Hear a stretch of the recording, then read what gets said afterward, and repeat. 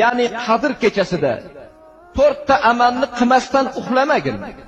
Nima amallar ya Allohning rasuli? Hammamizga tegishli shu narsa. Birinchisi Qur'oni Karimni bir marta xatm qil. Ikkinchisi barcha payg'ambarlarga qiyomat kuni o'zingga shafoatchi qil. Uchinchisi barcha musulmonlarning roziligini topgin. To'rtinchisi haj va umra qilgin. Shularni aytganlardan so'ng Rasululloh sallallohu alayhi va sallam xufton namozini o'qishga kirishdilar. Namoz tugaguncha kutdim. Rasululloh salom berganlardan keyin so'radim: "Ey Allohning rasuli, otam, onam sizga fido bo'lsin. Menga shu 4 ta amalni bajarmay uxlamasligimni aytdingiz.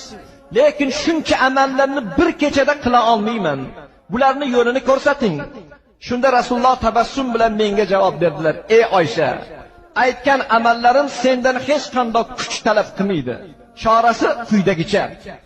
Birinchisi, 3 marotaba Ixlos surasini o'qisang, ya'ni Qul huvallohu ahadni o'qisang, Qur'onni xatm qilganchalik bo'lasan" dedilar.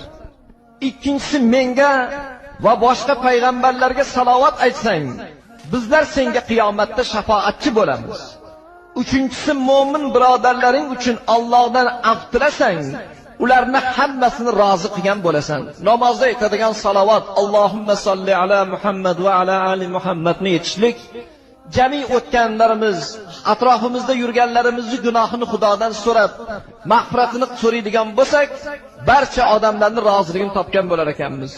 Undan keyin subhanallohi valhamdulillahi va la ilaha illalloh vallohu akbar va la havla va la quvvata illa billahil aliyul azimni aytgan odam haj va umra qilganning savobiga ega bo'ladi dedilar. Mana shu Qadr kechasida.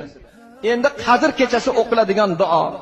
Oysha onamiz roziyallohu anha: "Ey Rasululloh, Qadr kechasi Ramazonni oyini qaysi kuni ekanligini bilsam, qanday duo qilishim kerak?" dedilar. Shunda Rasululloh shu duoni aytdilarki: "Allohumma innaka afuvun karim, tuhibbul affa, fa'fu anni." Allohim, albatta sen afu etguvchisan, kechirguvchisan. Meni ham gunohlarimni o'zing afu etgin degan duoni o'qigin dedilar. Ya'ni Alloh, sen o'zing kechirguvchisan, afu etguvchisan. Meni ham, atrofimdagi odamlarni ham gunohlarini o'zing kechirgin deb duo qilishlik Qadr kechasidagi eng afzal duolardan bittasi ekan.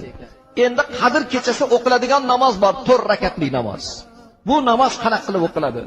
Qadr kechasi 4 rakat namoz o'qiladi.